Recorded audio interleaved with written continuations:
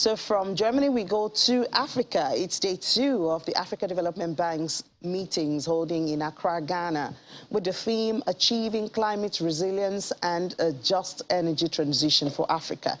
However, it seems that the Ukraine war has directed major part of the conversation to dealing with food shortages. At least that's what we have heard from our correspondent, who is there, Teniola Shibowale. She sent in a report yesterday and joins us live now to tell us what's going on. Hi, Teniola. Good morning. Hi, Nick. Good morning. Yeah, so we saw that report you sent in yesterday about the confidence that Africa should be able to produce its food. But just before we go there, this is the first in-person meeting since the pandemic. How's the turnout? How's the behavior? Do we have face masks? Do we have hand washing? You know, how is it there? Of course, it's the first physical meeting after 2 years, so there's a lot of measures in place. But the turnout is quite high. You have governors of the bank, participants. So the turnout is quite high, but those measures are in place. You have to be fully vaccinated to take part in the event. There's also daily COVID tests, and of course, if it's negative, you can't take part. There's also compulsory wearing of face masks. So the turnout is high. It's not as it was pre-pandemic level, but it is high. All right, great. So from the reports you sent in yesterday, we saw Dr. Adeshina there very confident that Africa should be able to feed himself, and it's not a thing of pride for anyone to beg for food. So give us an overview. We know that there's the AfDB Food Fund, which we discussed yesterday with one of the officials of AfDB. What are the other conversations around this food security, especially in the face of the war? So the theme this year is achieving climate resilience and a just energy transition for Africa. And the conversations really are just focused on, apart from the disruptions to food production by the war in Ukraine, also the devastation caused by climate change. And as you mentioned, the AfDB is quite confident that Africa will not beg for food. Dr. Adeshina was very confident that Africa shouldn't have to beg for food, that Africa will produce its own food, and then that comes in the 1.5 billion emergency food production facility. So the fund is aimed to help in 20 million African farmers produce an extra 38 million metric tons of food to address fears of starvation and food insecurity on the continent. And let me just read you what this will include. So this would include 11 million tons of wheat, 18 million tons of maize, 6 million tons of rice, and 2.5 million tons of soybeans. So the plan really builds on the AfDB's technologies for African agricultural transformation, which is basically using technology to boost the sector on the continent. He also spoke yesterday about Nigeria and listed some of the support the bank is giving to the Nigerian government. And most notably, he spoke about the e-wallet system that he introduced while he was the country's Minister of Agriculture. He says that this is needed to ensure effective distribution of fertilizers and seeds to Nigeria's smallholder farmers. So, you know, it's all about ensuring that even though all the challenges that Africa has faced from the COVID-19 pandemic are now compounded by the war in Ukraine, it's ensuring that African countries do not go hungry and African countries are able to feed people, basically, and people don't die of starvation. And talking about Nigeria, he did emphasize that he's going to work closely with the Nigerian government, and he mentioned $30 million. Do we have an idea, you know, maybe how it's going to work, who he's going to be working with, ministries, private sector? Did he mention anything like that? So we'll be getting more of an idea of those plans.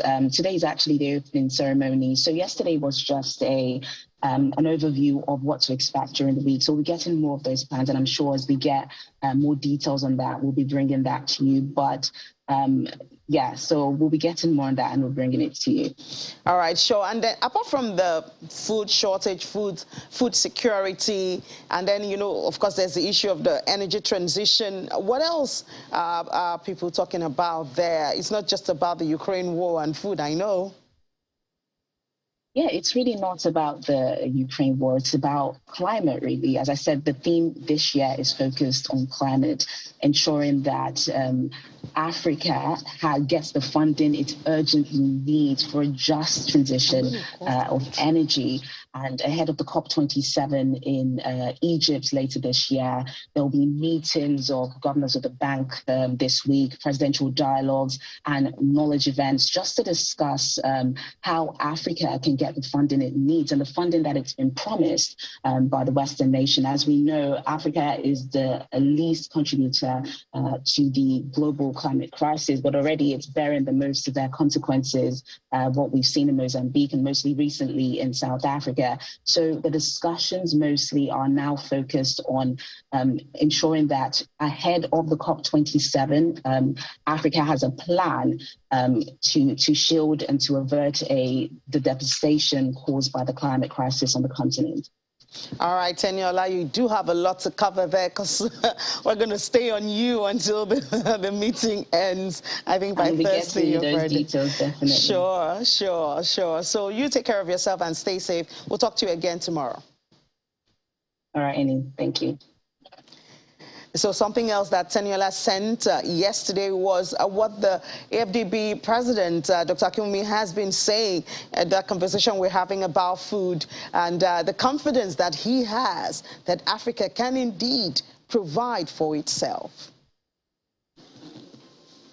Africa's real GDP growth rebounded to 6.9% in 2022. But just when we thought everything was looking up, then Russia invaded Ukraine. Russia's war in Ukraine has led to new challenges on top of already existing challenges for us. It's led to high energy prices. It's led to high fertilizer prices that have actually increased by more than 300%. It has disrupted food imports, especially for African countries. 30 million metric tons of food, of wheat and of maize will no longer be coming from Russia or from Ukraine. That's imported by Africa. That's a lot of food. So Africa right now faces a looming food crisis as a result of this Russian war in Ukraine. Russia is far from here. Ukraine is far from here. The impacts of it are right here. When we had COVID-19, we didn't have the technology, we didn't have the vaccines, we didn't have the personal protective equipment, we didn't have anything but for agriculture, for food. We are fully ready. Africa will not have a food crisis.